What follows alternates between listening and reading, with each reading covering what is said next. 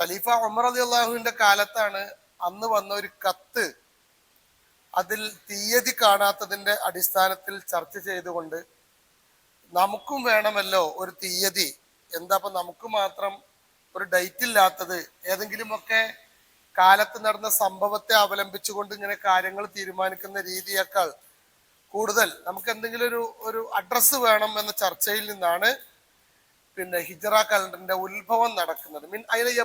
താരീഖ്, ചരിത്രം നമ്മൾ എവിടെ നിന്ന് ആരംഭിക്കും എന്ന ചർച്ചയിൽ നമ്മളൊക്കെ മനസ്സിലുള്ളത് പോലെ നമുക്ക് റബിയുൽ അവൽ മുതൽ ആരംഭിക്കാം. പ്രവാചകന്റെ ജനനം മുതൽ റമളാൻ ആവാം, ഖുർആൻ ഇറങ്ങിയ മാസം. നേരത്തെ ഉള്ളതുപോലെ തന്നെ ആമുൽ ഫീലാക്കാം എന്നുള്ള, ആമുൽ ഹുസ്നാക്കാം. ഒരുപാട് ചർച്ചകൾ നടന്നതിൽ നിന്നും അലി റളിയല്ലാഹു അൻഹു ആണ് നമുക്ക് ഹിജ്റയുടെ ആ ചരിത്ര സംഭവത്തെ മുൻനിർത്തിക്കൊണ്ട് അതിന്റെ ഒരുക്കങ്ങളും ആലോചനകളും അതുമായി ബന്ധപ്പെട്ട നടപടി ക്രമങ്ങളൊക്കെ ആരംഭിച്ച മാസം എന്ന നിലയിൽ മുഹറമിനെ അങ്ങനെ പരിഗണിക്കാം എന്ന് പറഞ്ഞിട്ടാണ് ഹിജ്റ കലണ്ടറിലെ ആദ്യ മാസം മുഹറമായി പരിഗണിച്ച് തുടങ്ങിയത് എന്നതാണ്. കുറേ കാര്യങ്ങൾ ഇതുമായി ബന്ധപ്പെട്ട് നമ്മുടെ വായനയിൽ വന്നിട്ടുണ്ട്. ചരിത്രത്തിൽ ആദ്യമായി മഴ പെയ്തത് മുഹറം മാസത്തിലാണ്. നൂഹ് നബി അലൈഹി ഇസ്ലാമിന്റെ ജനതയെ അല്ലാഹു ശത്രുക്കളെ നശിപ്പിച്ചതും നൂഹ് നബി അലൈഹി ഇസ്ലാമിന്റെ ആളുകളെ അല്ലാഹു രക്ഷപ്പെടുത്തിയതും മുഹറം മാസത്തിലാണ്.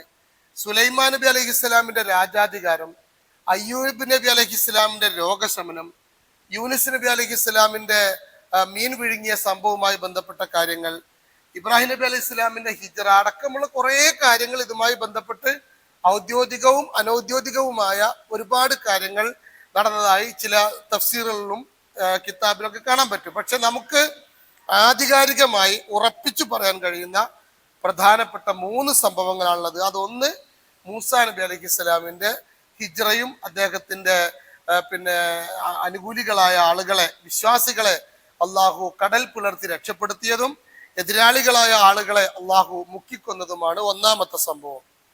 രണ്ടാമത്തത് മുഹമ്മദ് സല്ലല്ലാഹു അലൈഹി വസല്ലമയുടെ ഹിജ്റയുമായി ബന്ധപ്പെട്ട ചർച്ചകളും ചിന്തകളുമാണ്. മൂന്നാമത്തെ ഒരു കാര്യം, പ്രവാചകന്റെ പേരമകൻ ഹുസൈൻ റളിയല്ലാഹു അൻഹു, അദ്ദേഹം കുറഞ്ഞ ആളുകളുമായി യസീദിന്റെ കൊട്ടാരത്തിലേക്ക് നടത്തിയ പലായനവും അദ്ദേഹത്തിന്റെ കർബലയിലെ പോരാട്ടവും രക്തസാക്ഷിത്വവും അടങ്ങുന്ന സംഭവമാണ് മുഹറം മാസവും മുഹറം 10 ഒക്കെ പരിഗണിച്ചുകൊണ്ട് നമ്മൾ ആധികാരികമായി മനസ്സിലാക്കുന്ന 3 സംഭവങ്ങൾ എന്ന് പറയുന്നത്. പക്ഷെ ഈ 3 സംഭവങ്ങളും വ്യത്യസ്ത സ്വഭാവത്തിലുള്ള സംഭവങ്ങളാണെങ്കിലും ഇതിലൊക്കെ നിറഞ്ഞു നിൽക്കുന്ന ഒരു പൊതു വിഷയമുള്ളത് ഹിജ്റ തന്നെയാണ്. ഹിജ്റയാണ് അതിന്റെ ഒരു ഏറ്റവും പ്രധാനപ്പെട്ട ഘടകം എന്ന് പറയുന്നത്. ആദർശ മാർഗത്തിൽ പ്രവർത്തിച്ചിട്ടുള്ള എല്ലാ പ്രവാചകന്മാരും ഏതെങ്കിലും ഒരു അർത്ഥത്തിൽ ഏതോ രീതിയിലെങ്കിലും ഹിജ്റ ചെയ്തവരാണ്, ഹിജ്റക്ക് വേണ്ടി തയ്യാറായവരാണ്, ഹിജ്റക്ക് വേണ്ടി പ്രോത്സാഹനം കൊടുത്തവരാണ്, അതിനുവേണ്ടി തങ്ങളുടെ സമുദായത്തെ, സമൂഹത്തെ പരിശീലിപ്പിച്ചവരാണ് എന്ന് നമുക്ക് കാണാൻ കഴിയും. ഹിജ്റയെ കുറിച്ച് പറയുമ്പോൾ പ്രവാചകൻ സല്ലല്ലാഹു അലൈഹി വസല്ലമയുടെ മക്കയിലെ 13 വർഷക്കാലത്തെ ജീവിതം, അത് നമുക്ക് പറയാതെ, അതിനെക്കുറിച്ച് ഓർക്കാതെ മുന്നോട്ട് പോകാൻ കഴിയില്ല. വളരെ ദുരിതം നിറഞ്ഞ, നമ്മളിങ്ങനെ ഈ വാക്കോട് പറഞ്ഞ പോലെ ഒന്നുമല്ല, ഒരു തരത്തിലും ജീവിക്കാൻ പറ്റാത്ത, എന്താ അവർ ചെയ്ത തെറ്റ്? ഒരു തെറ്റുമില്ല. പ്രവാചകൻ മൂസാ നബിന്റെ ഹിജ്റയുമായി ബന്ധപ്പെട്ട് നമുക്ക് കാണാൻ കഴിയുന്നത് മൂസാ നബിയെ കുറിച്ച് അവിടെ പരാതി ഉണ്ടായിരുന്നു, മൂസാ നബിക്ക് പിൻബലം ഉണ്ടായിരുന്നില്ല. പക്ഷെ മുഹമ്മദ് നബി സല്ലല്ലാഹു അലൈഹി വസല്ലം എന്ന് പറഞ്ഞ മനുഷ്യൻ അവർക്കിടയിൽ തന്നെ അൽ അമീനായി ജീവിച്ച് അവരുടെ പ്രിയങ്കരനായി എല്ലാവരുടെയും ഇഷ്ടത്തിന്റെയും എല്ലാവരുടെയും പിൻബലത്തിന്റെയും എല്ലാ പ്രശ്നങ്ങളിലും ഇടപെട്ട് മുന്നോട്ട് പോകുന്ന മുഹമ്മദ് സല്ലല്ലാഹു അലൈഹി വസല്ലം സത്യം തുറന്നു പറഞ്ഞപ്പോ ലാ ഇലാഹ ഇല്ലല്ലാ എന്ന് സഫാ മലയുടെ മുകളിൽ നിന്ന് പ്രഖ്യാപിച്ചതോടുകൂടി പ്രവാചകൻ അക്ഷരാർത്ഥത്തിൽ തന്നെ ആ ആളുകൾ ശത്രുവായിട്ട് മാറുകയാണ് ചെയ്തത്. എല്ലാ അർത്ഥത്തിലും പ്രവാചകൻ മാത്രമല്ല, പ്രവാചകനിൽ വിശ്വസിക്കുന്ന ആളുകൾ, നിഷ്കളങ്കരായ ആൾ, പ്രമുഖനായ അബൂബക്കർ സിദ്ദീഖ് അടക്കമുള്ള സ്വഹാബിമാർ, ധാരാളം ആളുകൾക്ക് വലിയ പ്രയാസങ്ങൾ സൃഷ്ടിച്ചത് കാണാൻ കഴിയും. നുബുവത്തിന്റെ ആ തുടക്കത്തില് വല്ലാതെ പ്രയാസപ്പെട്ട സമയത്ത് മുഹമ്മദ് നബിയെ ഖദീജ ബീവി വറഖത്ത് ബിൻ നൗഫലിന്റെ അടുത്ത് കൊണ്ടുപോകണം. ഈ ഹിജ്റയുമായി പഠിക്കുമ്പോൾ നമ്മൾ ആ ഒരു സംഭവം കൂടി ചേർത്ത് പറയേണ്ടതാണ്. വറക്ക നബിനെ കണ്ട് ആശ്വസിപ്പിച്ച് നബി ഇങ്ങനെ തൂങ്ങിയാണ് ഇരിക്കണെന്ന നിങ്ങൾ വളരെ കാരണം വളരെ പെട്ടെന്ന് ഹിറാ ഗുഹയിൽ വെച്ച് നബിയുടെ മുമ്പിൽ പ്രത്യക്ഷപ്പെടുകയും നല്ല പനിയും അസ്വസ്ഥതയും ഒക്കെ ഉള്ള ഒരു സമയത്താണ് കൊണ്ടുപോകുന്നത്. അപ്പൊ ഖദീജ ബീവി നബിയെ മാറ്റി നിർത്തി ഖദീജ ബീവിനോട് പറയുന്നുണ്ട്, ഈ വന്നത് സാധാരണക്കാരനല്ല, മൂസാ പ്രവാചകന്റെ അടുക്കൽ വന്നിട്ടുള്ള മലക്ക് തന്നെയാണ് വന്നിട്ടുള്ളത്. താങ്കളുടെ ഭർത്താവ് പ്രവാചകനായിരിക്കാനുള്ള സാധ്യതയാണ് കൂടുതലും എന്നുള്ള അവൾ സന്തോഷ വാർത്തയൊക്കെ അറിയിച്ചതിന് ശേഷം നബിയോട് അദ്ദേഹം തോളിൽ പിടിച്ച് പറയുന്നുണ്ട്, നിങ്ങളെ നാട്ടുകാർ നിങ്ങളെ അടിച്ചാട്ടി ഇറക്കുന്ന സമയത്ത് ഞാൻ ജീവിച്ചിരിപ്പുണ്ടെങ്കിൽ ഞാൻ നിങ്ങളെ കൂടെ ഉണ്ടാകും. നബി ആകെ ഞെട്ടിപ്പോയി. കാരണം അത്ര ഇഷ്ടമാണ് ആളുകൾക്ക് പ്രവാചകനെ. അങ്ങനെ ഹൃദ്യമായ ഇഷ്ടമുള്ള അടുപ്പമുള്ള ആളുകളെ തന്നെ ആട്ടി പുറത്താക്കോ ഒഴിവാക്കോ. അപ്പം ഈ ഒരു മനസ്സുണ്ടല്ലോ, അന്ന് വറക്ക പറഞ്ഞ ആ സംഭവം പ്രവാചകന്റെ വിശ്വാസത്തിന്റെ പ്രബോധന പ്രവർത്തനം തുടങ്ങിയതിന് ശേഷമുള്ള പ്രതിസന്ധികൾ ഇങ്ങനെ മുന്നിൽ കണ്ടപ്പോൾ നബിക്ക് മനസ്സിലായി ആ പറഞ്ഞത് സത്യമാണ്. അപ്പൊ അധികം വൈകാതെ ഇവിടുന്ന് പോവേണ്ടി വരുമെന്ന് നബിക്ക് അറിയാം. അതൊക്കെ നിലനിർത്തിക്കൊണ്ട് അപ്പൊ ഒരു ഹിജ്റയുടെ ഇസ്ലാമിക പ്രബോധന പ്രവർത്തനങ്ങൾക്ക് വേണ്ടി ഒരു നാടിനെ മണ്ണൊരുക്കുക എന്ന അജണ്ട നബി സല്ലല്ലാഹു അലൈഹി വസല്ലമയുടെ ജീവിതത്തിന്റെ പ്രബോധന പ്രവർത്തനം തുടക്കത്തിൽ തന്നെ ഉണ്ടായിരുന്നു. ആ 13 വർഷക്കാലത്ത് തന്നെ എപ്പോഴാന്ന് മാത്രമേ അറിയാത്തതുള്ളൂ. എപ്പോ വേണമെങ്കിലും ഇവിടുന്ന് ദീനിന്റെ മാർഗത്തിൽ പോകാം. അതുകൊണ്ടാണ് റസൂലുള്ളാഹി സ്വല്ലല്ലാഹു അലൈഹി വസല്ലം ഇടക്ക് വെച്ച് എത്യോപ്യയിലേക്ക് കുറച്ച് ആളുകളെ പറഞ്ഞേക്കുന്നുണ്ട്. എത്യോപ്യയിലേക്ക് പോകുന്ന സമയത്തൊക്കെ അബൂബക്കർ സിദ്ദീഖ് അടക്കം പോകുന്നുണ്ടെന്നാണ് പ്രമുഖനായ. അബൂബക്കർ സിദ്ദീഖ് പോകുന്ന സമയത്ത് ഇബ്നു തുഗ്ന എന്ന് പറയുന്ന എതിരാളിയ ശത്രു തന്നെ ഇദ്ദേഹത്തെ പ്രൊട്ടക്ട് ചെയ്യുന്നുണ്ട്. നിങ്ങൾ പോരുത്, നിങ്ങളെ പോലത്തെ ആളോട് ഒന്ന് പോകാൻ പാടില്ല, നിങ്ങൾ ഇവിടുന്ന് പോവാനോ നിങ്ങളെ പറഞ്ഞേക്കാനോ പാടില്ല എന്ന് പറഞ്ഞ് അദ്ദേഹം അബൂബക്കർ സിദ്ദീഖ് അള്ളാഹുവിന് അഭയം കൊടുക്കുന്നുണ്ട്. ബാക്കി ഒരുപാട് സ്വഹാബികൾ ജാഫർ അബി ത്വാലിബ് അള്ളാഹുവിന്റെ നേതൃത്വത്തിൽ പോകുന്നുണ്ട് എത്യോപ്യയിലേക്കൊക്കെ. അതൊക്കെ നോക്കുകയായിരുന്നു എവിടെ പോയാലാണ് ഈ ഇസ്ലാമിനെ ഈ ദീനിന്റെ ഇഖാമത്തിനെ സാധ്യമാക്കാൻ കഴിയുക എന്ന് റസൂലുള്ളാഹി സ്വല്ലല്ലാഹു അലൈഹി വസല്ലം ആലോചിക്കുകയും ആസൂത്രണം ചെയ്യുകയും ചെയ്തിരുന്നു എന്ന് നമുക്ക് പ്രവാചകന്റെ തന്നെ പ്രവർത്തനങ്ങളിൽ കാണാൻ കഴിയും. അത് വേണ്ടത്ര സന്തോഷകരമായി കുറച്ചാളുകൾക്ക് ആയെങ്കിലും ഒരു സമൂഹത്തെ മൊത്തം ഏറ്റെടുക്കാൻ പറ്റുന്ന സാഹചര്യമല്ല എന്ന് മനസ്സിലാക്കി റസൂൽ ഉമ്മാന്റെ നാട്ടിലേക്ക് പോകുന്നുണ്ട്, ത്വായിഫിൽ ഉമ്മാന്റെ ആങ്ങളമാരും ഒക്കെ ഉള്ള നാടാണ്. അപ്പൊ അവിടെ ഒന്ന് പോയി നോക്കാം, അവിടെ ഈ കാര്യങ്ങളൊക്കെ ഒന്ന് പറഞ്ഞാൽ ആളുകളെ സമീപനം എന്താവും എന്നറിയാൻ വേണ്ടി. അപ്പൊ അവിടെ ചെല്ലുമ്പോ അതിലും ക്രൂരമായ പീഡനമാണ് റസൂലുള്ളാഹിക്ക് ലഭിച്ചിട്ടുള്ളത്. ചെറിയ ചെറിയ കുട്ടികളെ വിട്ട് പ്രവാചകന്റെ മുമ്പിൽ തുണി പൊക്കി കാണിച്ചും പ്രവാചകനെ കല്ലെടുത്തെറിഞ്ഞും വളരെ പ്രയാസപ്പെട്ട് ലോകത്ത് ഒരു പക്ഷേ ഏറ്റവും ക്രൂരമായ പീഡനമാണ് അള്ളാഹുവിന്റെ പ്രവാചകൻ നേരിടേണ്ടി വന്നത് എന്നുള്ളതാണ്. പറവകളൊക്കെ ഇങ്ങനെ അവിടെ ഇങ്ങനെ ഒരു പാവം മനുഷ്യൻ സത്യം തുറന്നു പറഞ്ഞതിന്റെ പേരിൽ ഏറുകൊണ്ട് കിടക്കുന്ന രംഗമൊക്കെ വളരെ മനോഹരമായി കവികളൊക്കെ ആവിഷ്കരിച്ചിട്ടുണ്ട്. താടി പൊട്ടി ചോര വന്ന പ്രവാചകൻ തന്റെ രക്തം രണ്ട് കൈയിലിങ്ങനെ ചേർത്ത് പിടിച്ച് മണ്ണിലാവാതെ ശ്രദ്ധിച്ചിരുന്നു എന്നാണ്.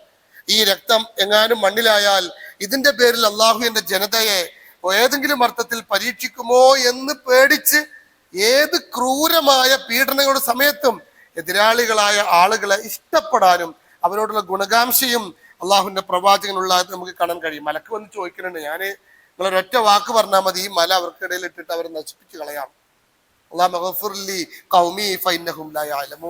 റസൂലുള്ളാഹി സ്വല്ലല്ലാഹു അലൈഹി വസല്ലം അങ്ങനെയാണ് പ്രാർത്ഥിക്കുന്നത്, പടച്ചവനെ പുറത്തു കൊടുക്കണേ. ഈ കൂട്ടത്തിൽ നിന്ന് ഒരാള് എന്റെ ഷഹാദത്തിന്റെ ഭാഗമായാൽ അത് മതിയാവും എനിക്ക് എന്ന് റസൂലുള്ളാഹി സ്വല്ലല്ലാഹു അലൈഹി വസല്ലം പറയുന്നതായി കാണാൻ കഴിയുന്നുള്ളതാണ്. അതും കഴിഞ്ഞതിന് ശേഷമാണ് പിന്നീട് ഹിജ്റയെ കുറിച്ചുള്ള അന്തിമമായ ഘട്ടത്തിലേക്ക് വരുന്നത്. അലക്ഷ്യമായ ഒരു യാത്രയോ നിവർത്തികേട് കൊണ്ടുള്ള ഒരു ഒളിച്ചോട്ടമോ അതല്ലെങ്കിൽ ഏതായാലും ആയില്ല നമുക്ക് ഇനി പോവാം എന്ന് പറഞ്ഞിട്ടുള്ളൊരു പോക്കല്ല, ഒളിച്ചോട്ടമല്ല. ശരിക്കും കൃത്യമായ ആസൂത്രണത്തോടു കൂടിയാണ് അള്ളാഹുവിന്റെ പ്രവാചകൻ. മാത്രമല്ല ഇബ്രാഹിം നബി അലൈഹി ഇസ്ലാമിന്റെ ഒരു സ്വപ്നമുണ്ട്, റബ്ബി ജഅൽ ഹാദാ ബലദൻ ആമിന, നിർഭയത്വമുള്ള ഒരു നാട്. അത് പ്രവാചകന്റെ നിരന്തര പ്രവർത്തനങ്ങളിൽ നമുക്ക് ശ്രദ്ധേയമായി കാണാൻ കഴിയും. ആ സ്വപ്നത്തിന്റെ സാക്ഷാത്കാരമാണ് ഇന്നും നമ്മുടെയൊക്കെ മനസ്സിലുണ്ടാവേണ്ട സ്വപ്നം എന്ന് പറഞ്ഞാൽ അത് തന്നെയാണ്.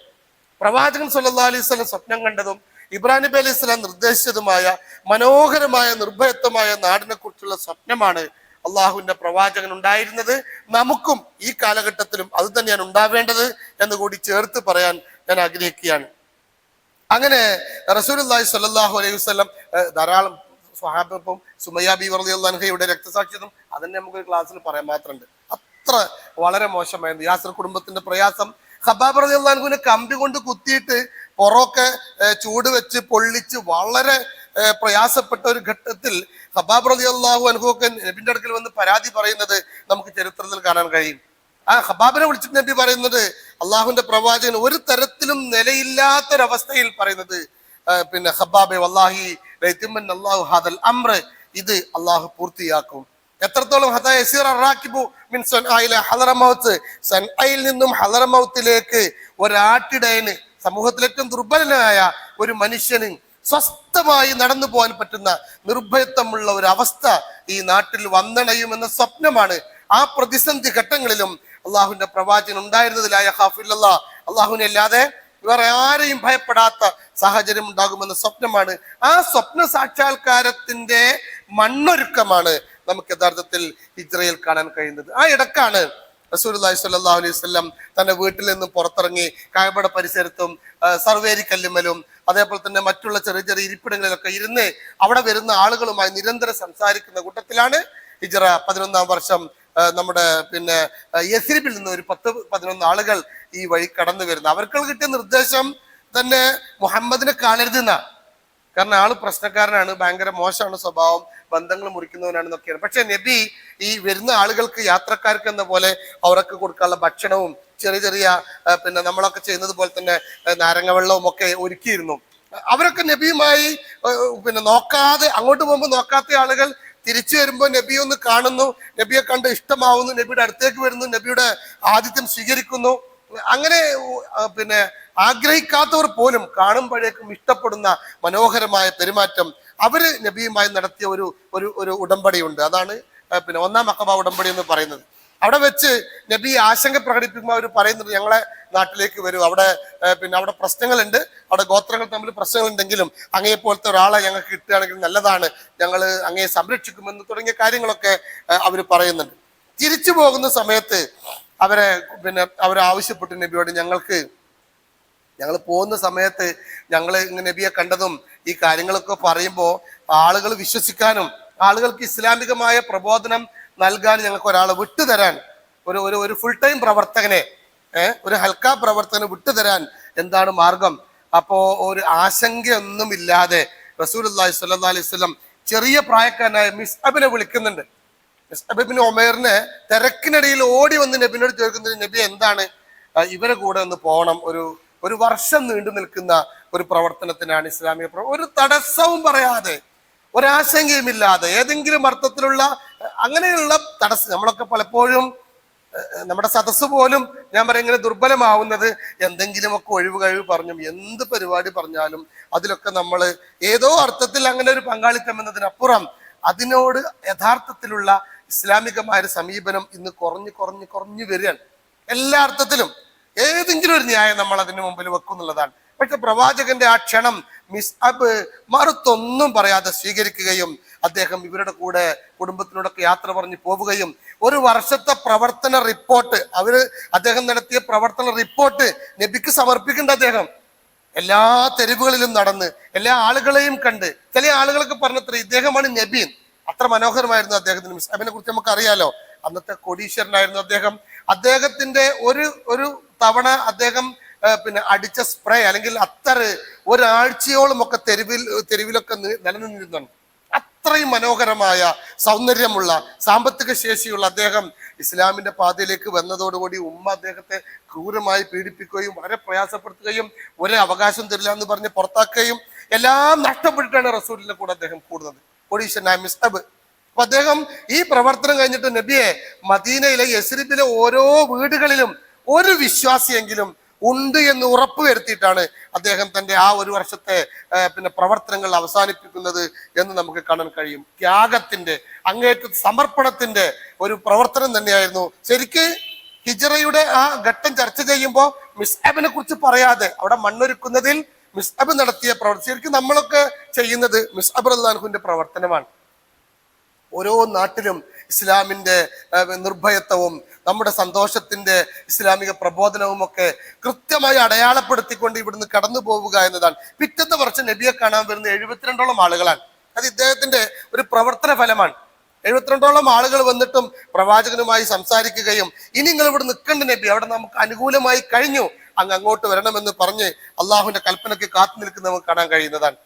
ഇതിന് സംഭവത്തിന് ശേഷം അള്ളാഹുവിന് അനുമതി കിട്ടിയിട്ടാണ് ഓരോരുത്തരും ഒറ്റക്കും അത് തന്നെ കൂട്ടായും ഒക്കെ രഹസ്യമായും ഒക്കെ ഇസ്ലാമിക മാർഗത്തിൽ ഹിജ്റ പോകുന്നത് നമുക്ക് കാണാൻ കഴിയുന്നതാണ്. അബൂബക്കർ സിദ്ദീഖിനോട് മാത്രം നബി പോവരുത് എന്ന് നിർദ്ദേശിച്ചിരുന്നു.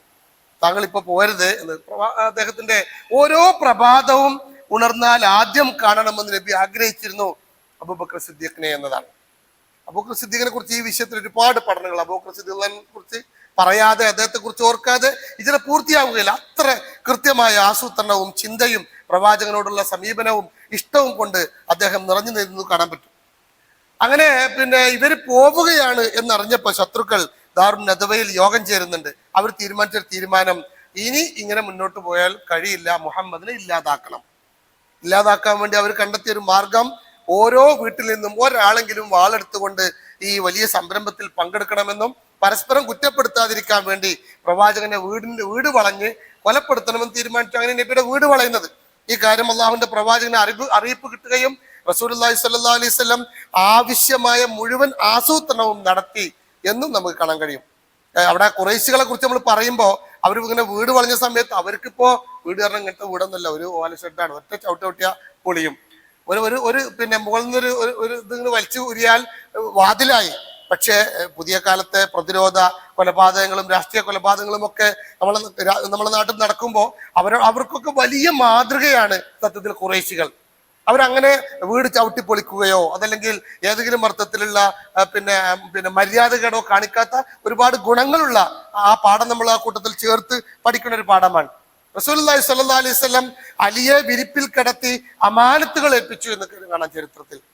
തൻ്റെ കയ്യിലുണ്ടായിരുന്ന പല ആളുകളുടെയും കാശ്, പല ആളുടെയും വസ്തുക്കൾ ഇത് കൃത്യമായി എഴുതി രേഖപ്പെടുത്തി അരിനെ കൊണ്ട് എഴുതിപ്പിച്ച് അത് കൃത്യമായി കൊടുക്കാൻ ഏൽപ്പിച്ച് ഹിജ്റ ഇപ്പൊ വരേണ്ടതില്ല, അതൊക്കെ കഴിഞ്ഞിട്ട് വന്നാൽ മതി എന്ന് പറഞ്ഞുകൊണ്ടാണ് റസൂലുള്ളാഹി സ്വല്ലല്ലാഹു അലൈഹി വസല്ലം തന്റെ ഹിജ്റയുടെ ആദ്യ യാത്ര ആരംഭിക്കുന്നത്. അബൂബക്കർ സിദ്ദീഖ് റളിയല്ലാഹുവിന്റെ വീട്ടിലേക്ക് ചെല്ലുന്നു. അബൂബക്കർ റളിയല്ലാഹുവിനോട് രാത്രി തന്നെ പുറപ്പെടാൻ ആവശ്യപ്പെടുന്നു. അസ്മ ബീവി, ആയിഷ ബീവി, അബ്ദുള്ള അബൂബക്കർ സിദ്ദീഖിന്റെ മക്കളാണ് മൂന്നാളും. അവരെ 3 പേരെയും പ്രത്യേകമായ ഉത്തരവാദിത്തങ്ങൾ ഏൽപ്പിക്കുന്നു. സാധാരണ പോകുന്ന വഴിയിൽ നിന്ന് വ്യത്യസ്തമായ മറ്റൊരു വഴിയിലൂടെ യാത്ര പോകണമെന്ന് ധാരണയുണ്ടാവുന്നു. വളരെ ആസൂത്രണത്തോടു കൂടി ഒരു പക്ഷേ വിപ്ലവങ്ങൾ ഉണ്ടാവണമെങ്കിൽ, വിമോചനങ്ങൾ ഉണ്ടാവണമെങ്കിൽ ഇസ്ലാമിന്റെ മാർഗത്തിൽ ഒന്നിച്ചിരുന്ന് കൂടിയാലോചിച്ച് കൃത്യമായ ആസൂത്രണം ഒരു ഉണ്ടായപ്പോ എന്തോ ഉണ്ടായതല്ല എന്ന് നമുക്ക് ഹിജ്റ മനസ്സിലാക്കാൻ കഴിയും. പുതപ്പിൽ കിടത്തിയത് മുതൽ പുതപ്പിൽ കിടന്നപ്പോ ഇവര് ശത്രുക്കൾ വിചാരിച്ചുള്ളത് നബി അവിടെ തന്നെ കിടക്കുക. അപ്പം അതിന്റെ ഒരു പ്രത്യേക കിടത്തിയായിരുന്നു. അതിന്റെ ഒരാൾ കിടക്കുന്നുണ്ട് എന്ന് തോന്നാതെ 2 ആള് കിടക്കുന്ന പോലെ കിടന്നു എന്നാണ് ചരിത്രത്തിൽ വായിക്കാൻ കഴിയുക. 2 ആൾ, അപ്പൊ ഒരു ഇത്തരം നമ്മൾ ഈ തവളയൊക്കെ കിടക്കുന്നത് പോലത്തെ ഒരു പ്രത്യേക കിടത്തമായിരുന്നു അലി ഇബ്നു അബി താലിബിന്റെ. അവരിങ്ങനെ ഇടക്കിടക്ക് ഈ ഓല അങ്ങനെ മാറ്റി നോക്കുന്നുണ്ട്. അപ്പോഴൊക്കെ അവിടെ 2 ആളുണ്ടെന്നാണ്. പിന്നെ നേരം വെളുത്തിട്ടാണ് ഇവര് ഇത് തുറന്നും വിളിച്ചിട്ടും എണീക്കാത്തതുകൊണ്ട് തുറന്നകത്ത് കയറി കൊല്ലാൻ നോക്കുമ്പോൾ മുഖം നോക്കുമ്പോൾ അലി ഇബ്നു അബി താലിബ് നബി അവിടെ കാണാനല്ല. റസൂലുള്ളാഹി സ്വല്ലല്ലാഹു അലൈഹി വസല്ലം ഏറെ ദൂരം പിന്നിട്ടിട്ട് എന്നുള്ളതാണ്. പ്രവാചകന്റെ വഴികാട്ടി വളരെ ശ്രദ്ധേയമായ ഒരു കാര്യമാണ്. അബ്ദുല്ലാഹി ഇബ്നു ഉറൈഖ് എന്ന് പറയുന്ന ഒരു മനുഷ്യൻ, ജൂതനായ ഒരു മനുഷ്യനാണ്, വിശ്വാസി അല്ലാത്ത അദ്ദേഹത്തെയാണ് വഴികാട്ടിയായിട്ട് അള്ളാഹുവിന്റെ റസൂൽ ഏൽപ്പിച്ചത്. അദ്ദേഹത്തിന് വേണമെങ്കിൽ പ്രവാചകനെ ചതിക്കാമായിരുന്നു. അത് ഞാൻ പറഞ്ഞാൽ ഇതര മതസ്ഥരുമായും റസൂൽ നടത്തിയ ബന്ധങ്ങളും അവരെ ഉപയോഗപ്പെടുത്തിയതും അവരുമായി ചേർന്ന് നിന്നതുമൊക്കെ നമുക്ക് പിന്നീട് അദ്ദേഹം ഇസ്ലാമിലേക്ക് കടന്നു വരുന്നുണ്ട്. അബ്ദുല്ലാഹി ഇബ്നു ഉറൈഖ് വഴികാട്ടുന്നു.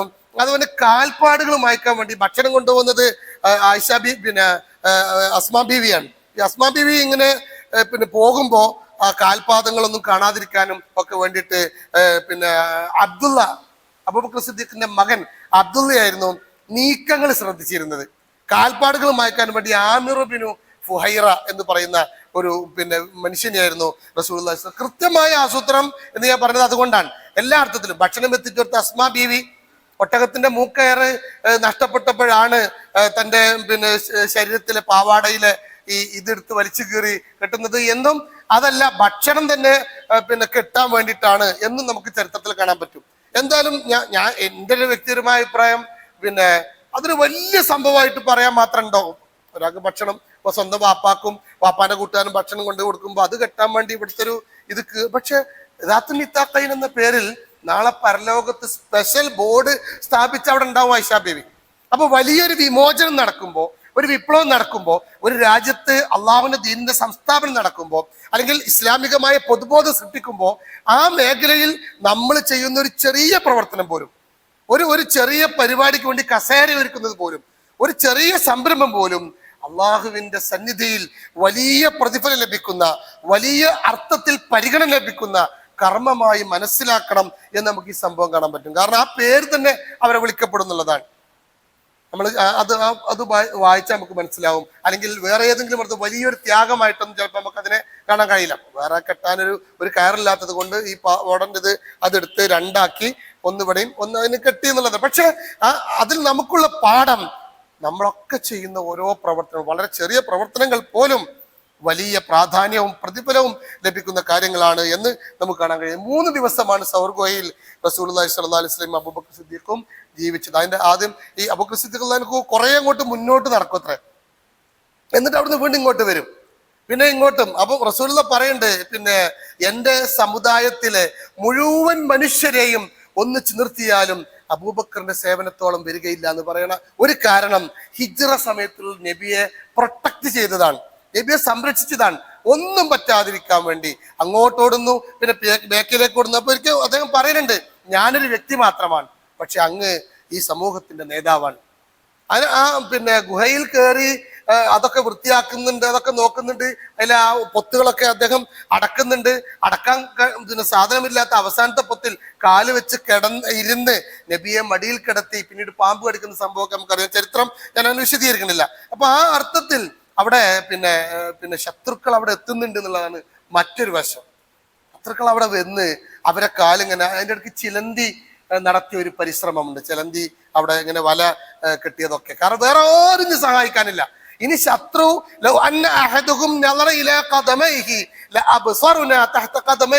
കാലുമക്ക് നോക്കിയാൽ, ശത്രുവിന്റെ കാലിലേക്ക് നോക്കിയാൽ നമ്മളെ കാണും. അതാണ് അബൂബക്കർ സിദ്ദീഖ് പറഞ്ഞത്, നമ്മളെ കാണും. അവിടെ പിന്നെ നോക്കാൻ ഒരുങ്ങിയവനെ തോളിൽ പിടിച്ച് നോക്കണ്ട, ചിലന്തി വല കെട്ടിയത് കണ്ടില്ലേ എന്ന് പറഞ്ഞ് ബ്ലോക്ക് ചെയ്യുകയാണ്. അപ്പൊ അള്ളാഹു അവർക്ക് നൽകുന്ന ഒരു സംരക്ഷണം, അള്ളാഹു നൽകുന്ന ഒരു കരുതൽ, അത് തന്നെയാണ് നമുക്ക് ചരിത്രത്തിൽ കാണാൻ കഴിയുന്നത്. അങ്ങനെ അള്ളാഹ് നമ്മുടെ കൂടെ ഉണ്ടാകും. യാ അബൂബക്കർ, അങ്ങനെ പേടിച്ച് നിൽക്കുമ്പോ നബി പറയുന്നുണ്ട്, പിന്നെ അല്ലാഹു സാലിസുഹുമാ, നീ എന്താണ് വിചാരിച്ചത്, 2 പേർ മാത്രമുള്ള മൂന്നാമനായ റബ്ബുള്ള നമ്മളെ കുറിച്ച് ലാ തഹ്സൻ ഇന്നല്ലാഹ മഅനാ, അള്ളാഹു നമ്മുടെ കൂടെയുണ്ട്. ഇത് അങ്ങേറ്റം ആത്മവിശ്വാസത്തിന്റെ, ഹൃദയത്തിൽ വലിയ പ്രതീക്ഷ നൽകുന്ന ഒരു പ്രയോഗം തന്നെയാണ്. അള്ളാഹു അവർക്ക് ആ സമാധാനത്തിന്റെ എല്ലാ വശവും അള്ളാഹു അവർക്ക് പകർന്നു കൊടുക്കുന്നു എന്നുള്ളതാണ്. അള്ളാഹുവിന്റെ ദീനിന്റെ കലിമത്തിന്റെ ഉയർച്ചയ്ക്ക് വേണ്ടി, അള്ളാഹുവിന്റെ ദീനിന് വേണ്ടി, അതിന്റെ ഇഖാമത്തിന് വേണ്ടി, അതിലൊരു പൊതുബോധം സൃഷ്ടിക്കുന്നതിന് വേണ്ടി മണ്ണൊരുക്കുക എന്ന വലിയ പ്രവർത്തനമാണ് യഥാർത്ഥത്തിൽ അള്ളാഹുവിന്റെ പ്രവാചകന്റെ സ്വഹാബത്തും ആ യാത്രയിലൂടെ നടത്തുന്നത് എന്ന് നമുക്ക് കാണാൻ കഴിയും. മദീനയിലേക്ക് പോകുന്ന സമയത്ത് വഴിയിൽ വെച്ച് സുറാഖ നബിയെ പിടിക്കുന്നുണ്ട്. സുറാഖത്ത് പിന്നെ ജഹ്ഷ എന്നും സുറാഖത്ത് മാലിക് എന്നും നമുക്ക് പേരിൽ കാണാൻ കഴിയും. എന്തായാലും സുറാഖ അദ്ദേഹം നബിയെ പിന്നെ വെല്ലുവിളിച്ച്, നബി 100 ഒട്ടകം കിട്ടാൻ വേണ്ടി നബിനെ വന്ന് കാണുകയും നബി അപകടപ്പെടുത്താൻ ശ്രമിക്കുകയും ഒട്ടകത്തിന്റെ കാലുകളൊക്കെ മണ്ണിലേക്ക് താഴ്ന്ന സംഭവമൊക്കെ ഞാൻ അത് കഥയിലേക്ക് പറഞ്ഞാൽ നമുക്ക് തീർക്കാൻ കഴിയില്ല. അപ്പോ പിന്നെ സുറാഖയുടെ ഒരു ഘട്ടം, ഒന്നുമില്ലാത്തൊരു ഘട്ടം, അവിടേക്ക് എത്തിയിട്ടില്ല, ഇവിടുന്ന് പോന്നും ചെയ്തു, നബിന്റെ കയ്യിൽ ഒന്നുമില്ല. ആ ഒരു ഘട്ടത്തിൽ സുറാഖ പിന്നെ തന്റെ പ്രതിസന്ധികളെ മറികടന്ന് പ്രവാചകനെ ഇഷ്ടത്തോടുകൂടി സമീപിക്കുന്ന സമയത്ത് സുറാഖയുടെ കൈ ഇങ്ങനെ ഉയർത്തിപ്പിടിച്ച് അള്ളാഹുന്റെ റസൂല് പറയുന്നുണ്ട് അത്രേ, സുറാഖ പിന്നെ കിസ്രയുടെ പിന്നെ വള നിന്റെ കയ്യിൽ അണിഞ്ഞു തന്നാൽ, നീ 100 ഒട്ടകത്തിന് വേണ്ടിയാണല്ലോ ഇങ്ങനെ ചെയ്തിട്ടുള്ളത്, കിസ്രയുടെ വള നിന്റെ കയ്യിൽ അണിഞ്ഞു തന്നാൽ നിന്റെ അഭിപ്രായം എന്തായിരിക്കും? അപ്പൊ അയാൾ ചോദിക്കുന്നുണ്ട്, ഹുർമൂസിന്റെ മകൻ കിസ്രയാണോ, അതന്നെയാണോ ഉദ്ദേശിച്ചത്? അത് തന്നെ. ആ ഒരു സംഭവം പറയുന്ന സമയത്ത് പിന്നെ സുറാഖന്റെ മനസ്സിൽ പിന്നെ ഒരു പുച്ഛമാണ്. കാരണം എന്ത് കണ്ടിട്ടാണ് ഇയാൾ ഈ പറയുന്നത് എന്നുള്ളതാണ്. ഏതെങ്കിലും അർത്ഥത്തിലുള്ള മുന്നിലുള്ള ഒരു വെളിച്ചം പോലും ഇല്ലാത്ത വിധം ഒരു നാട്ടിൽ നിന്ന് ആട്ടിയോടിക്കപ്പെട്ട് മറുനാട്ടിലേക്ക് എത്തുന്നതിന് മുമ്പുള്ള ഒരു സമയത്താണ് അന്നത്തെ അമേരിക്കയും ബ്രിട്ടനും ഇസ്രായേലും അടക്കമുള്ള അങ്ങേറ്റം സൈനിക ശക്തിയുള്ള ആ രാജ്യത്തിന്റെ ഭരണാധികാരിയുടെ അഡ്രസ് എന്നറിയപ്പെടുന്ന വള നിന്റെ കയ്യിൽ അണിഞ്ഞു തരാം എന്ന് അള്ളാഹുവിന്റെ റസൂല് പറയുന്നത്. അദ്ദേഹം എന്നിട്ട് അത് എഴുതി തരാൻ പറയുന്നുണ്ട്. ഈ പറഞ്ഞത് ഇതൊന്ന് എഴുതി തരാൻ പറ്റുമെന്ന് ചോദിക്കുന്നു. എഴുതി കൊടുക്കുന്നുണ്ട് അബൂബക്കർ സിദ്ദീഖ് റളിയല്ലാഹു അൻഹു. ആ കത്ത് കൊണ്ട് പിന്നീട് അദ്ദേഹം ഉമർ ഫാറൂഖിന്റെ കാലത്ത് അവിടെ ചെന്ന് സമീപിക്കുന്നുണ്ട്. ഇസ്ലാമിക ലോകത്തിന് കീഴ്പ്പെടുന്ന സമയത്ത് ആ വള ഉമർ ഫാറൂഖ് റളിയല്ലാഹു അൻഹു ഈ സുറാഖക്ക് കൈമാറുന്ന ചരിത്രം നമുക്ക് കാണാൻ കഴിയും. റസൂലുള്ളാഹി സ്വല്ലല്ലാഹു അലൈഹി വസല്ലം അങ്ങനെ ഓരോരുത്തരായി മദീനയിലേക്ക് എത്തുന്നു, യസ്രിബിലേക്ക് എത്തുന്നു. മദീന എന്നല്ല, യസ്രിബായിരുന്നു ആ സമയത്ത് ഉണ്ടായിരുന്ന പേര്. ത്വലഅൽ ബദ്റു അലൈന എന്നൊക്കെ പറഞ്ഞ് പ്രവാചകനെയും കൂട്ടുകാരെയും ഏറെ ത്യാഗം സഹിച്ച് നടന്ന് കഷ്ടപ്പെട്ട് പട്ടിണി കടന്ന് മുട്ടുകുത്തി നിരങ്ങിയൊക്കെ പോയ ആളുകളുണ്ട്. അങ്ങനെ മദീനയിലെത്തി അവർ നബിയെ സ്വീകരിച്ചു. അങ്ങനെ യസ്രിബ് എന്ന പേര് പിന്നീട് മദീനത്തുൻ നബിയായിട്ട് മാറി. പ്രവാചകൻ അവിടെ ചെന്ന പാടെ എന്തായിരുന്നോ നേരത്തെ നുബുവത്തിന്റെ തുടക്കം മുതൽ അനുഭവിച്ച പ്രയാസങ്ങളൊക്കെ സഹിച്ച് മക്കയിൽ നിന്നതും പിന്നീട് മക്കയിൽ നിന്നും മണ്ണൊരുക്കാൻ വേണ്ടി യാത്ര നടത്തിയപ്പോഴൊക്കെ പ്രവാചകന്റെ മനസ്സിലുണ്ടായിരുന്ന കാഴ്ചപ്പാട് എന്താണ്? ആ കാഴ്ചപ്പാടനുസരിച്ചുള്ള, ആ സ്വപ്നമനുസരിച്ചുള്ള ഒരു നിർഭയത്വ രാജ്യം അവിടെ സ്ഥാപിക്കാനുള്ള പ്രവർത്തനമാണ് മദീനയിലെ മസ്ജിദ് നബവി കേന്ദ്രമായി അള്ളാഹുവിന്റെ റസൂൽ നടത്തിയത് എന്ന് നമുക്ക് കാണാൻ കഴിയും. പ്രവാചകന്റെ മദീന ചാപ്റ്റർ വളരെ ശ്രദ്ധേയമാണ്. 56 ഖണ്ഡികകളുള്ള ഭരണഘടനയും ബൈത്തുൽ മാലും കരാറുകളും ഇതര മതസ്ഥരുമായി ബന്ധപ്പെട്ട സൗഹൃദ കൂട്ടായ്മയും അന്ന് അവിടുത്തെ പോരാടിയിരുന്ന ഗോത്രങ്ങളുമായുള്ള സംസാരങ്ങളും നിരന്തരമായ സ്കോഡുകളും ഇസ്ലാഹും ദഅവത്തും അടങ്ങുന്ന പ്രവാചകന്റെ കൃത്യമായ പ്രവർത്തനം നമുക്ക് അവിടെ കാണാൻ കഴിയുന്നതാണ്. അങ്ങനെയാണ് പിന്നീട് മദീന ചാപ്റ്റർ ഒക്കെ ഉണ്ടാകുന്നത്. ഞാൻ പറഞ്ഞത് ഈ കൃത്യമായ ചില പാഠങ്ങൾ ഹിജ്റ നമുക്ക് നൽകുന്നത്. ഏറ്റവും പ്രധാനപ്പെട്ട ഒരു കാര്യം ആസൂത്രണം തന്നെയാണ്. നമ്മൾ പലപ്പോഴും പല പരിപാടിയിലും ആസൂത്രണത്തിന്റെ കുറവ് നമുക്കുണ്ടാവാറ്. ഞാൻ ഈ പരിപാടിയെ കുറിച്ചല്ല പറയുന്നത്, എല്ലാ കാര്യത്തിലും നമ്മൾ കൃത്യമായ ആസൂത്രണം ഉണ്ടായിരുന്നു എന്നുള്ളതാണ്. ഇസ്ലാമിക പ്രവർത്തകർ, വിപ്ലവം പ്രതീക്ഷിക്കുന്നവർ, ഞാൻ പറഞ്ഞില്ലേ നമ്മുടെയൊക്കെ ഇപ്പോഴത്തെ ഒരു ലക്ഷ്യം എന്ന് പറയുന്നത് ഇസ്ലാമികമായ ഒരു പൊതുബോധം, ഇസ്ലാമിനെ അങ്ങേറ്റം ആക്ഷേപിക്കുന്ന അല്ലെങ്കിൽ മുൾമുനയിൽ നിർത്തുന്ന ഒരു പൊതു സാഹചര്യമുണ്ട്. അവിടെ എങ്ങനെ ഇസ്ലാമിന് ഒരു ഒരു ഒരു ഒന്ന് ഉയർന്നു നിൽക്കാൻ പറ്റും? ഇസ്ലാമിനെ കുറിച്ച് തെറ്റിദ്ധാരണകൾ എങ്ങനെ മാറ്റാൻ പറ്റും? നമുക്ക് തന്നെ നമ്മുടെ ഇസ്ലാമികമായ വളർച്ചയ്ക്ക് വേണ്ടി എന്തൊക്കെ ചെയ്യാൻ പറ്റും? ഇതിനെക്കുറിച്ചുള്ള ആലോചനയും ആസൂത്രണവും നമുക്കുണ്ടാവേണ്ടതാണ്. ഏറ്റവും പ്രധാനപ്പെട്ട ഒരു പാഠം അത് തന്നെയാണ്. രണ്ടാമത്തെ ഒരു പാഠം ആത്മത്യാഗമാണ്, സമർപ്പണമാണ്. ഷുഐബ് റൂമി എന്ന് പറയുന്ന ഒരു മനുഷ്യൻ, സഹാബി, അദ്ദേഹം പിന്നെ മക്കയിൽ വന്നയാളാണ്. അദ്ദേഹം ഒരുപാട് കാലം കഷ്ടപ്പെട്ട് അദ്ദേഹത്തിന്റെ സമ്പത്തും സംവിധാനങ്ങളും ഒക്കെ ആയി മക്കയിൽ ഇങ്ങനെ പച്ച പിടിച്ചു വരുമ്പോഴാണ് ഇസ്ലാമിന്റെ ഭാഗമാവുന്നത്. അദ്ദേഹം ഹിജ്റ പോകുന്ന സമയത്ത് ആ നാട്ടുകാർ അദ്ദേഹത്തെ അവിടെ വലിച്ചു പിടിച്ച് അവിടെ നിർത്തിയിട്ട് പറഞ്ഞു, ഈ നാട്ടിൽ നിന്ന് സമ്പാദിച്ച ഒരൊറ്റ പൈസയും ഒരൊറ്റ സമ്പാദ്യം കൊണ്ടുപോകാൻ സമ്മതിക്കില്ല എന്ന് പറഞ്ഞ് അദ്ദേഹത്തെ പിടിച്ച് കിട്ടിയിട്ട് അദ്ദേഹം പറഞ്ഞു, ഈ സമ്പാദ്യത്തിനേക്കാൾ അപ്പുറത്താണ് എൻ്റെ ഇസ്ലാമും എൻ്റെ വിശ്വാസം എന്ന് പറഞ്ഞ് അദ്ദേഹം അബൂജഹൽ വളരെ ക്രൂരമായി അദ്ദേഹത്തെ പീഡിപ്പിച്ചു. പക്ഷെ എല്ലാം അവിടെ ഇട്ടുകൊണ്ട് തൻ്റെ സമ്പത്തും തൻ്റെ സൗകര്യങ്ങളും കഅബയുടെ പരിസരത്ത് കൊണ്ടുപോയി വെച്ച് അദ്ദേഹം പ്രവാചകന്റെ യാത്രാ സംഘത്തിന്റെ കൂടെ പങ്കെടുത്തു എന്നുള്ളതാണ്. അങ്ങനെ ധാരാളം. അസ്മാ ബി റളിയല്ലാഹു അൻഹ ഗർഭിണിയായിരുന്നു എന്ന് പറയുന്നുണ്ട്. മദീനയിൽ ചെന്നതിന് ശേഷം ആദ്യമായും മുസ്ലിങ്ങൾക്ക് ജനിച്ച കുട്ടി അബ്ദുല്ലാഹി ഇബ്നു സുബൈർ റളിയല്ലാഹു അൻഹു ആണ്. അപ്പൊ ഒരു ഗർഭിണി ഇത്ര ദൂരം വളരെ പ്രയാസപ്പെട്ട് നടന്നും ഒട്ടകപ്പുറത്തും ദാഹിച്ചും വെള്ളമില്ലാതെയും ഒക്കെ കഷ്ടപ്പെട്ട് നടത്തുന്ന ആ യാത്ര വളരെ ശ്രദ്ധേയമായി മനസ്സിലാക്കേണ്ടതാണ്. അബ്ദുല്ലാഹി ഇബ്നു സുബൈർ റളിയല്ലാഹു അൻഹുവിനെ കുറിച്ച് നമ്മൾ ആ കൂട്ടത്തിൽ പ്രത്യേകം മനസ്സിലാക്കേണ്ടതാണ്. അവിടെ നിന്നുണ്ടായ ആദ്യത്തെ കുട്ടി ഉമ്മു സലമ റളിയല്ലാഹു അൻഹ. ഉമ്മു സലമയുടെ ഭർത്താവിന്റെ കുടുംബം വിശ്വാസികളായിരുന്നില്ല. ഏറ്റവും സങ്കീർണമായ ഒരു രംഗം തന്നെയാണ് ഉമ്മു സലമയുടേത്. ഉമ്മു സലമയുടെ കുട്ടിയെയും കൊണ്ട് യാത്ര പോകുന്ന സമയത്ത് ഭർത്താവിന്റെ വീട്ടുകാർ വന്നിട്ട് അദ്ദേഹത്തെ അവരെ പിടിച്ചു. ഭർത്താവിന്റെ വീട്ടുകാർ പറഞ്ഞു ഭർത്താവിന് വിട്ടു തരില്ല. ഭർത്താവ് പറഞ്ഞു, ഇന്ന് ഞാൻ വരുന്നില്ല, അവള് പോയിക്കോട്ടെ, അപ്പൊ കുട്ടിയെ കൊടുക്കൂല. അങ്ങനെ ആ പിഞ്ചു കുട്ടിയെ ഭർത്താവിന്റെ വീട്ടുകാർ ഒരു കൈയിലും ഈ ഉമ്മു സലമയുടെ അനുകൂലികൾ മറ്റേ കയ്യിലും പിടിച്ചു വലിച്ച് ആ പിഞ്ചു കുഞ്ഞിനെ തോളലിൽ പൊട്ടിയ ചരിത്രം ഇസ്ലാമിക ചരിത്രത്തിൽ നമുക്ക് കാണാൻ കഴിയും.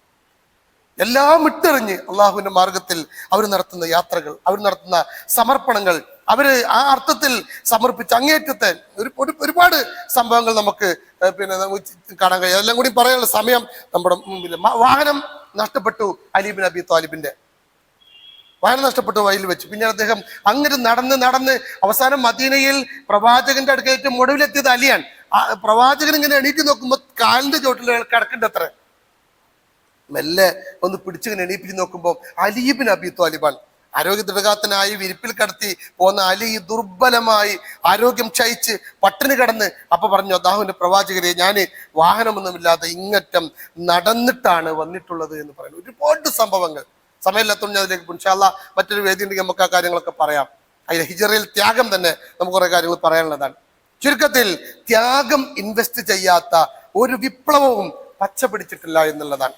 ആ ഒരു ത്യാഗത്തിന്റെ, ഒരു സമർപ്പണത്തിന്റെ, അങ്ങേയറ്റത്തെ അള്ളാഹുവിന്റെ മാർഗത്തിനോടുള്ള ഇഷ്ടത്തിന്റെ ഒരു പ്രതിഫലനം തന്നെയാണ് ഹിജറയും പിന്നീടുണ്ടാവുന്ന ഇസ്ലാമിക ഭരണ സംവിധാനവും എന്ന് നമ്മൾ മനസ്സിലാക്കേണ്ടതാണ്. മൂന്നാമത്തെ ഒരു പോയിന്റ് എന്ന് പറയുന്നത് തവക്കുൽ തന്നെയാണ്. അള്ളാഹുവിന് തവക്കുൽ ചെയ്യുന്ന, അല്ലെ? ഇപ്പൊ നമ്മൾ തവക്കുൽ പറയുമ്പോഴേക്കും നമുക്ക് ഫലസ്തീനെ കുറിച്ച് പറയാതിരിക്കാൻ കഴിയില്ല. ആ ജാതി തവക്കുലാണ്. ഹിജറയുടെ സമയത്ത് പ്രവാചകന്റെ സഹാബത്ത് ഉച്ചരിച്ച എല്ലാ മന്ത്രങ്ങളും ഉറക്കെ പറയുന്ന ഒരു വിഭാഗമാണ് ഇന്ന് ഫലസ്തീനിലെ കുട്ടികൾ എന്ന് പറയുന്നത്. ഹിജറയിലെ പാട് അവിടെയൊക്കെ ഹിജറ നടക്കുന്നുണ്ട്. ഈ കാലത്ത് ഹിജറ ഉണ്ടോന്നൊക്കെ ചിലപ്പോൾ ചോദിക്കും. ഞാൻ പറഞ്ഞ ഈ കാലത്തും ഒരുപാട് ഹിജറകളുണ്ട്. ഈ കാലത്തും സാധ്യമായ ഹിജറകളുണ്ട്. ഇപ്പോ റോഹിംഗ്യൻ മുസ്ലിങ്ങളാവട്ടെ, അഭയാർത്ഥികളാവട്ടെ, അല്ലെങ്കിൽ ഫലസ്തീനിൽ നിന്ന് ഗസയിലേക്ക് പോകുന്നു, അവിടുന്ന് റാഫയിലേക്ക് പോകുന്നു, അവിടുന്ന് അപ്പുറത്തൊക്കെ ഹിജറകളാണ്.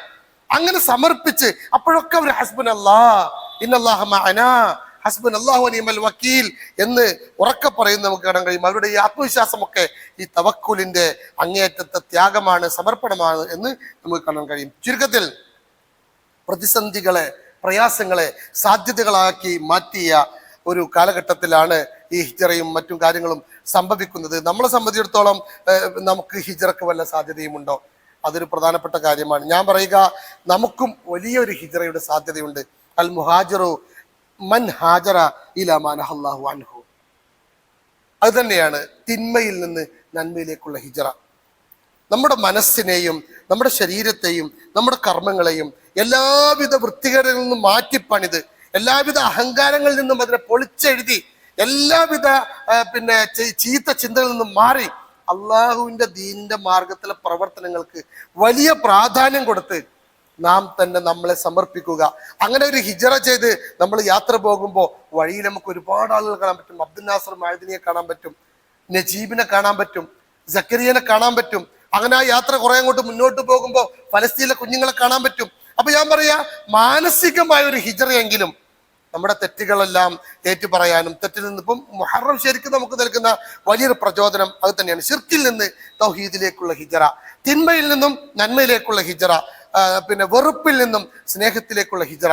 വെറുപ്പിന്റെ അങ്ങാടിയാണ് എന്ന് നമ്മൾ പറയുന്നത് കേട്ടു. ആ വെറുപ്പിന്റെ അങ്ങാടിയിൽ സ്നേഹത്തിന്റെ, സൗഹാർദ്ദത്തിന്റെ, പരസ്പര നന്മയുടെ ഒരു കച്ചവടക്കാരായി മാറാൻ യഥാർത്ഥത്തിൽ നമുക്ക് സാധിക്കുക എന്നുള്ളതാണ്. എല്ലാ പ്രവാചകന്മാരുടെ ഹിജറക്ക് ഇങ്ങനെ ഒരു ഞാൻ ഈ പറയുന്ന കൂട്ടത്തിൽ മൂസാ നബിന്റെ കാര്യം കൂടെ ഒന്ന് സൂചിപ്പിക്കേണ്ടതുണ്ട്. എല്ലാ പ്രവാചകൻ മൂസാ നബിയുടെ സംഗതിയും അങ്ങനെ തന്നെ ഇതേ രീതിയിൽ തന്നെയാണ്. മൂസാ നബിയുടെ ഹിജറയും നമുക്ക് മൂസാ നബിയുടെ ഹിജറയുടെ ഒരു വലിയ പാഠം എന്താന്ന് വെച്ചാൽ, മൂസാ നബി അലൈഹി ഇസ്ലാമിന്റെ എതിരാളികൾ അല്ലാഹു തആല മുക്കിക്കൊന്നു, വെള്ളം കുടിപ്പിച്ച് കൊന്നു. മൂസാ നബി അലൈഹി ഇസ്ലാം തന്റെ ആളുകളെയും കൊണ്ട് മറ്റൊരു നാട്ടിലേക്ക് പോയല്ലോ. അവിടെ ചെന്ന് അവർക്ക് മന്നയും സെൽവയും എല്ലാ സൗകര്യങ്ങളും നമ്മളെ പോലെ സ്വസ്ഥമായി രസകരമായി, നേരല്ല തുടങ്ങാൻ കഴിയില്ല, എത്താൻ കഴിയില്ല, ഖുർആൻ ക്ലാസ്സിനോ സമയം ഉണ്ടാവില്ല, ഹൽക്കായത്തിനോ നേരല്ല, സ്കോഡിനോ നേരല്ല, ഒന്നിനും നേരല്ല. അവർക്ക് കിട്ടിയ ഭക്ഷണങ്ങളും സുഖങ്ങളും രസങ്ങളും വിട്ടുമാറാൻ പറ്റാത്ത അവിടുത്തെ ചുറ്റുപാടുകളും വിട്ടിട്ട് എവിടെയും അവർ പറഞ്ഞ ഒരു പ്രയോഗം എല്ലാ പ്രബോധകന്റെയും മനസ്സിൽ തട്ടുന്ന ഒരു സംഗതിയാണ്. നീയും ഇത് ഹബ് അന്ത വറബുക ഫഖാതില ഇന്നഹാഹുന ഖായിദുൻ. ഇയ്യോ എന്റെ പടച്ചവനും പോയിട്ട് യുദ്ധം ചെയ്ത് ഞങ്ങൾ ഇവിടെ ഇരിക്കുകയാണെന്ന് മൂസാ നബി അലൈഹി സ്വലാം എത്ര കഷ്ടപ്പെട്ടിട്ടാണ് ആ ബനു ഇസ്രായേലികളെയും കൊണ്ട് ആ ഫറോവക്കെതിരെ, ഖിബ്തികൾക്കെതിരെ പോരാട്ടം നടത്തി, കടൽ പിളർത്തി, എല്ലാം നേരിൽ കണ്ടവർ. ആരോ പറഞ്ഞു കേട്ടതല്ല, വടികൊണ്ടടിച്ച് കടൽ പിളർത്തി അത് നേരിൽ കണ്ട് അവിടെ ചെന്നിട്ട് ഐറ്റങ്ങൾ തിരിച്ചിങ്ങോട്ട് പോരാൻ തയ്യാറായില്ല. എല്ലാവരും അല്ല, ഒട്ടുമിക്ക ആളുകളും. എതിരാളികൾ, മൂസാ നബിന്റെ എതിരാളികൾ വെള്ളം കുടിച്ച് ചത്തു. മൂസാ നബിന്റെ അനുകൂലികളായ വിശ്വാസികൾ വെള്ളം കിട്ടാതെ ചത്തു എന്നുള്ളതാണ്. വെള്ളം കിട്ടാതെ അലഞ്ഞ് തിരിഞ്ഞ് എല്ലാ അർത്ഥത്തിലും വൈക്കോൽ പുല്ല് പോലെ അള്ളാഹു അവരെ നശിപ്പിച്ച ചരിത്രമാണ് നമുക്ക് കാണാൻ കഴിയുക. ഒരു കാര്യം കൂടി ചേർത്ത് പറഞ്ഞാലാണ് ഈ ഭാഗം അവസാനിക്കുക. അത് ഹിജറക്ക് ശേഷം മദീനയിലെത്തിയ മുസ്ലിമീങ്ങളെ സ്വീകരിച്ച മുഹാജിറുകളുടെ മാതൃകയാണ്. എന്തൊരു സ്വീകരണമായിരുന്നു അത്. അവിടെ വന്ന ആളുകളെ ഏതെങ്കിലും ഒരാൾ, ഇവരെല്ലാരും കൂടി ഇപ്പൊ വന്നല്ലോ പടച്ചോനെ, ഞാൻ എന്താക്കും വീട്ടിലാണെങ്കിൽ ആളില്ല, ഭാര്യക്കാണെങ്കിൽ സുഖമല്ല, വീട്ടിലാണെങ്കിൽ വസ്തുക്കളില്ല. ഇത് അപ്പൊ റസൂലുള്ള അങ്ങനെ എന്താ ചെയ്യുന്ന? ഇവരൊക്കെ വന്നു, കൃഷിക്കാരുണ്ട്, വ്യത്യസ്ത ആളുകളുണ്ട്. ഈ ആളുകളെ അങ്ങോട്ട് മറ്റുള്ളവർക്ക് നൽകുകയാണ്. ഉപ്പയില്ലാത്തവർക്ക് ഉപ്പാനെ കൊടുക്കാൻ, പ്രായമുള്ള ആളുകളെ ഉപ്പയാക്കി സ്വീകരിക്കാൻ, മക്കളില്ലാത്തവർക്ക് മക്കളെ കൊടുത്തു. എന്തിന്? ഭാര്യമാരില്ലാത്തവർക്ക് 2-3 ഭാര്യമാരുള്ളവരിൽ നിന്ന് ഭാര്യയെ തിരിച്ചു കൊടുക്കുന്നു, ഭർത്താവിനെ അവർക്ക്. അങ്ങനെ അവർ തമ്മിൽ